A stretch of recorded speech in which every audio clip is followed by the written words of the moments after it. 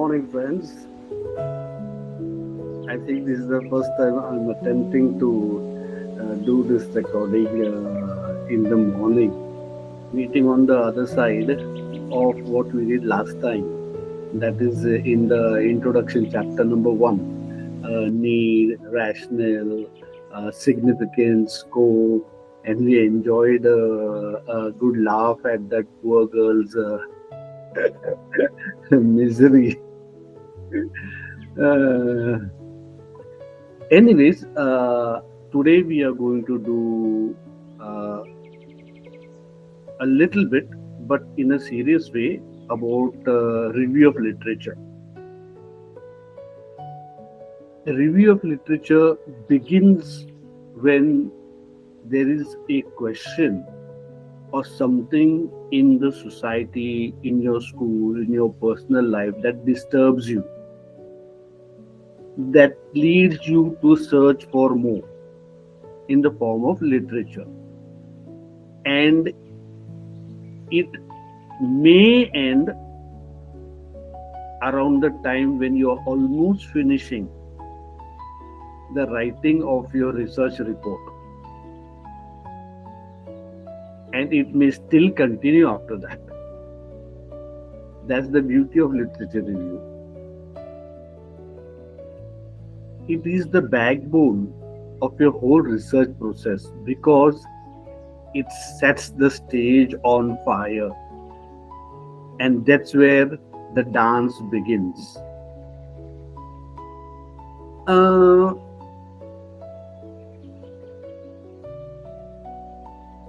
you can imagine yourself standing on a platform on a station.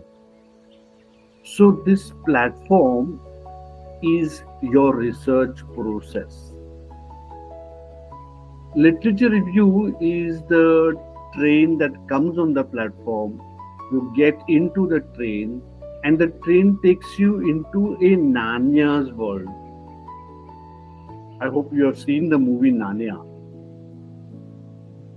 And by the time the train comes back to the platform again,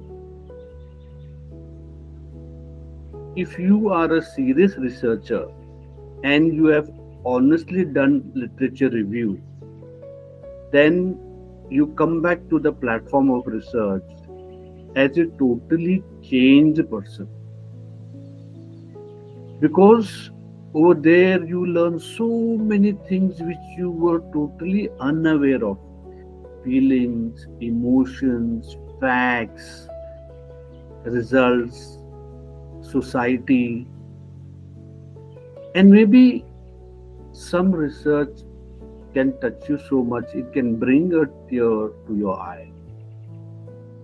I'm very honest about that. It is at this exact station that humility should hit you. If you have not been a humble person before, or you have shunned humility, because you have come to know through literature review the other world that exists, and how fortunate you are, and how small you are. Unfortunately, most of the PhDs, I've seen that, lose all the humility the moment they get the PhD degree. They think that they are on the top of the heap and they can dictate terms. In a way, they become monsters eating humans. That is unfortunate, but I believe if you are a sincere researcher and do honest literature review, you cannot end up not being humble, really. That is the importance I, as a researcher, give to literature. Yesterday we had a funny example. Today I am taking you on an emotional route. Having said that, let us look formally what literature review is all about to research, and why I call it a backbone of the whole research process. So we start at a place where we usually start to understand this literature review. Where does it stand in the scheme of things for chapterization of research? So if you look at this slide, you will see title page, abstract, introduction, and immediately comes literature, review of literature or literature review.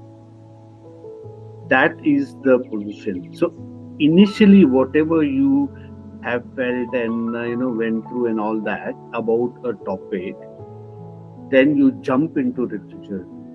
That's where you come out as a changed person, or should I say, in capital letters, should come out as a changed person. Now we proceed further and see that formally what this literature review is all about. It says that it provides a comprehensive overview of existing knowledge on a specific topic. Now, this we have spoken n number of times since the time we started our research. Identifying key themes, theories, and research methodology. You go through so many researches or so many people that at the end of it you get a very solid knowledge what are the key themes that you should be sticking to for your research, what theories you would like to involve in your research, and what methodologies will you be following.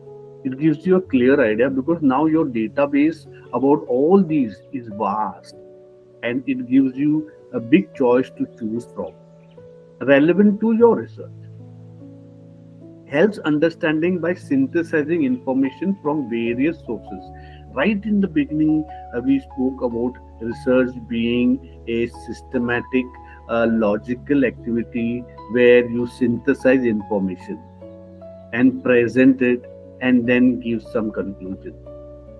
This is where the synthesizing really starts. Reveals gaps in existing knowledge. Many times we have spoken about these gaps. Helps justify the need for further research. You are doing this research, it has to be justified why you are doing it. Your review of literature helps you to do exactly that, justify. Now this is important. A well conducted literature review, see the word, strengthens the foundation. I said in the beginning is the backbone. Strengthens the foundation for a research project. That means before you embark on a project, you are involved in extensive literature review. A research project by demonstrating its relevance, validity, and contribution to the field. So through literature review, you will be able to justify, you will be able to talk in your rationale why it is relevant, why it is valid, and why it is important for society, for you, personal growth, professional growth, as we spoke some time ago in some other unit. So let's see formally what it all means. Provides a comprehensive overview of existing knowledge on a specific topic. Means if your topic is impact of social media on consumer buying behavior, your literature review might summarize how previous studies have explored social media platforms. Perfect, right? Facebook, Instagram, because similarly you will try to do your literature review. Their influence on consumer trust and how engagement metrics correlate with purchase decisions. I've tried to involve some examples from some other field because all these days we are speaking of class and social and marks and all that. So I thought let us take a little bit of fresh breath and walk out of the school and see the world, because we are talking of Narnia's world. So how does it help? This shows what is already known and establishes the current state of understanding.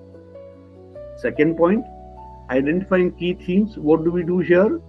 In a review, suppose on employee motivation, you might identify this could be your school situation. Key themes are intrinsic versus extrinsic motivation, leadership impact, workplace culture. So, what theories could be involved? Maslow's hierarchy theory, Herzberg's two factor theory, self determination theory, and so on. What methodology you could use to conduct this kind of research, which you have learned through your review of literature, is surveys, interviews, experimental interventions. So you see, through your interview, through your review of literature, you have been able to come down to this line where you want to use this methodology, this theories, and so on. So, what does this help? This highlights recurring ideas, theoretical foundations, and methods used by past researchers. See, when you do review of literature, it's you are reviewing something done in the past.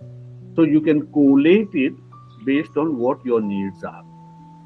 Helps understanding by synthesizing information from various sources. See, literature review itself means that you will be going to various sources relevant to your need of research.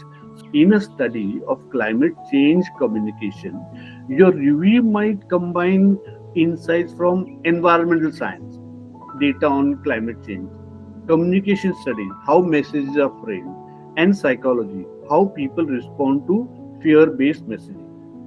Now, if we try to pick up an educational example, it could be when we speak of various sources, it could be that you want to study the study habits of students in your class. So you would be doing these kind of studies. Then you will be doing attitude and behavioral studies of these students. Then you could also be researching some medical journals to see that at this stage of life, what kind of brain activity and what kind of brain maturation happens, so that you should not expect more than what they can actually perform or give. So you see, now you have research studies on that speak about exam results and behavior and so on. Then you research studies on psychology, where attitude and behavioral research is done on students. Then you are also looking at medical research, where they have researched that at what stage of brain development and what is the behavior and attitude expected, and so on. So you're combining all this to come to an understanding as to how you should proceed with your research. So what happens? Synthesizing. Once again, you synthesize, you collate. These sources give clearer multi-dimensional. One is your academic studies you have done your research on. One is on psychological studies you have done research on, and one is the medical studies. So you see, you have combined all that. Now let's go to the fourth one: reveals gaps in the existing knowledge. Once again, 100 times we have done this. After reviewing dozens of papers on online learning effectiveness, you might notice that while many studies explore college students, few examines the experiences of rural and first generational learners. See, through this literature review, you have found a gap that okay, city people, there are a lot of studies about them, but rural people are not being researched as to what their stand is, what their learning capacity is about online learning. So this gap highlights where further investigation is needed. So through this, now you know that better you do this kind of study of online learning capacity on rural children. Number 5, helps justify the need of further research. You remember how she justified her need to get married to him.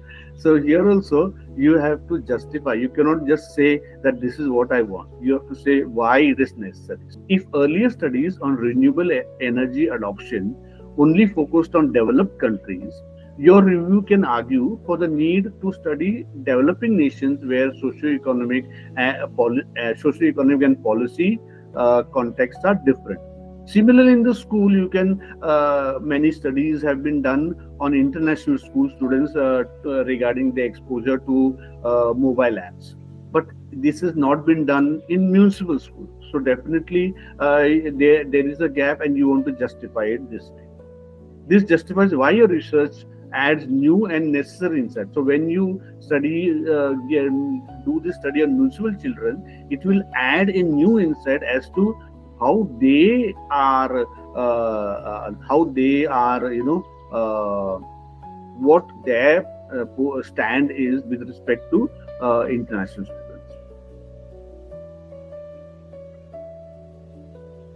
Further, a well conducted literature review strengthens the foundation for a research project by demonstrating its relevance, validity, contribution to the field. This is, I think, it's a common sense that we come to this number 6 statement, because if not, I think we are lost. Let's see the example. Suppose your review on telemedicine in post-pandemic healthcare clearly shows prior findings, theoretical backing, and unaddressed issues like patient data security. Then you have touched on all the aspects to come to a conclusion that okay, we need to do a study on so and so thing. For education, we go back to that municipal school case. Once again, through your literature review, you can demonstrate that although many studies have been done on international students or even SSC class students, but none or very few have been done on municipal students or students in the village. By mapping their groundwork, your study gains academic credibility, demonstrating that it builds logically on prior research. Going back to the girl's example, she said, I love him, he loves me. It's not enough. Then she gave him a reason that, he is a CEO. That added weight.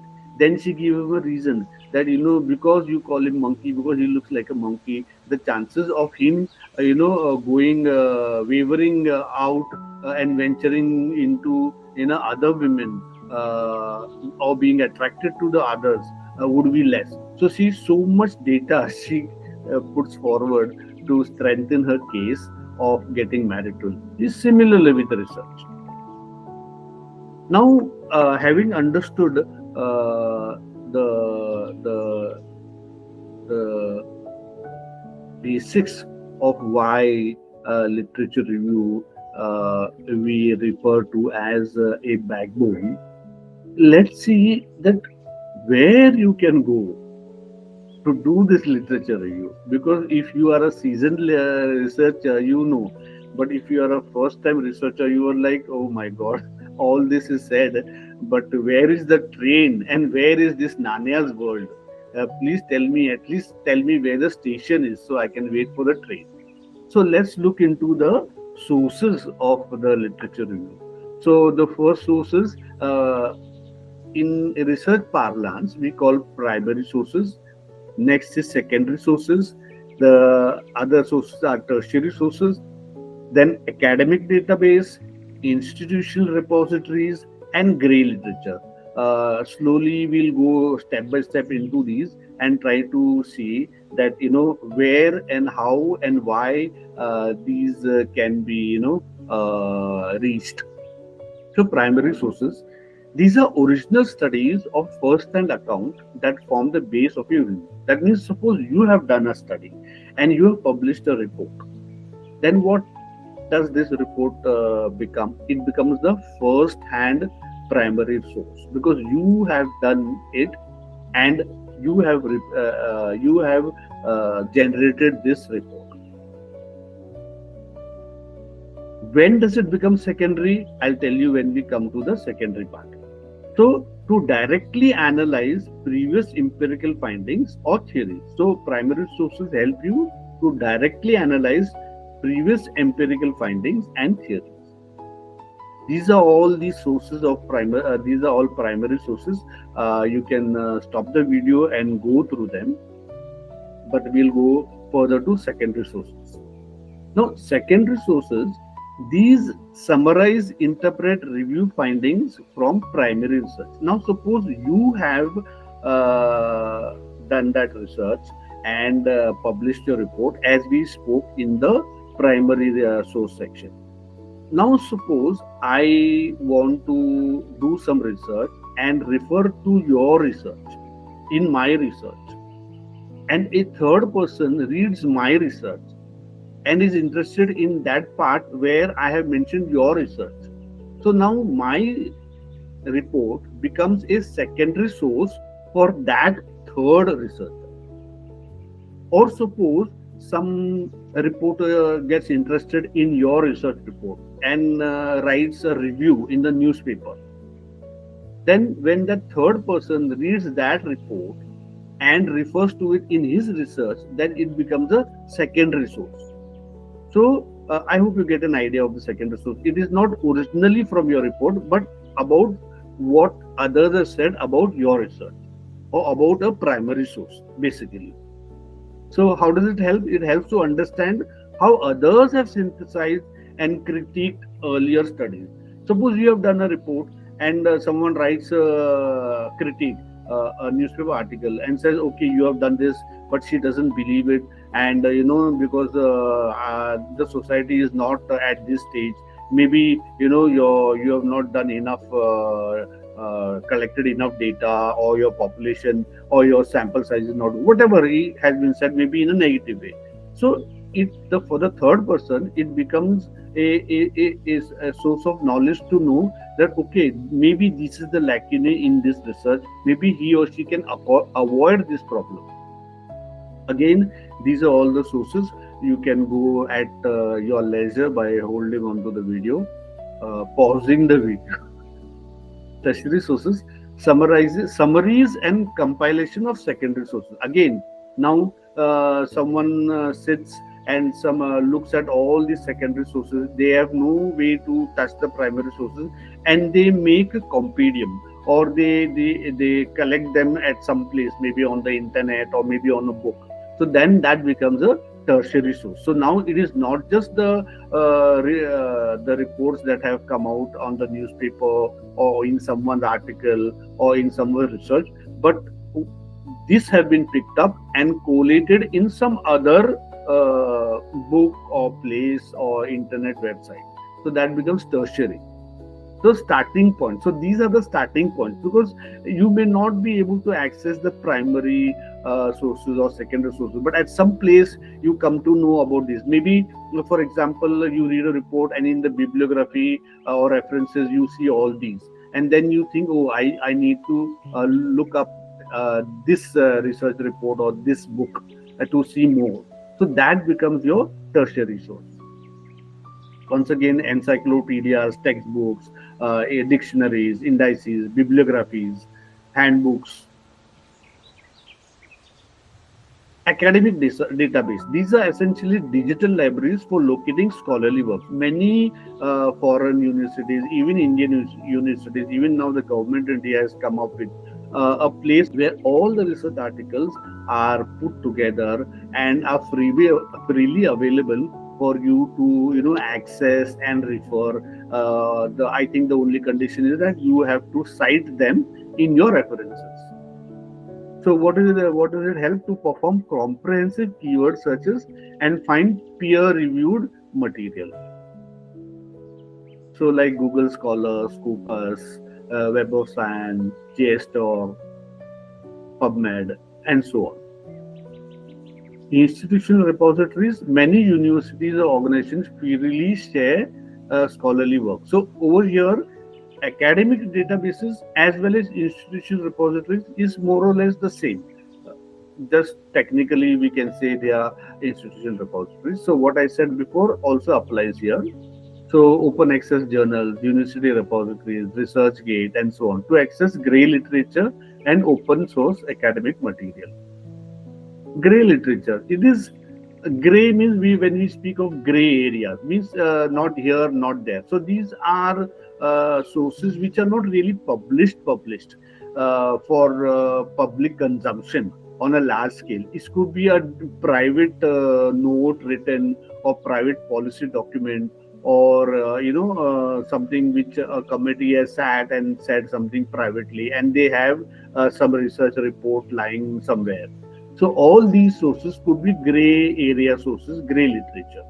So to supplement scholarly material, especially because here they have not done thorough research or it has not been peer reviewed. It's just some private kind of thing which they have just printed and maybe bound or filed and kept. But you have an access to that policy briefs, working papers, white papers, something that NGOs come up with.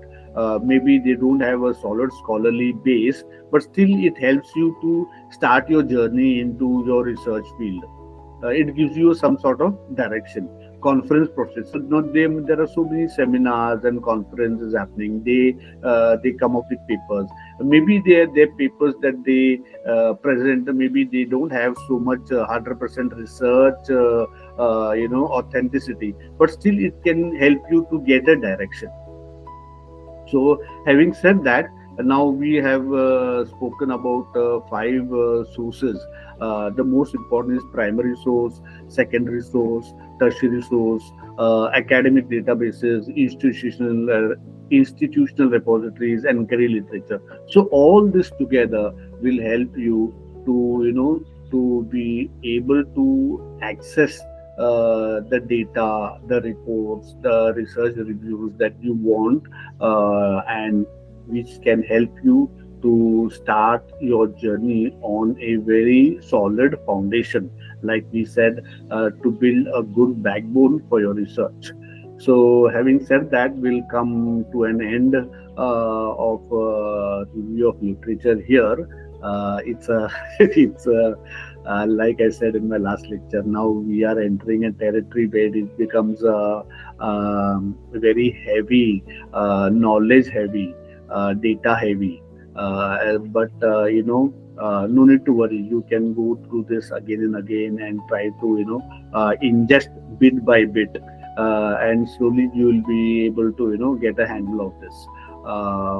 Now, after this review of literature, the natural progression is to go into the methodology chapter.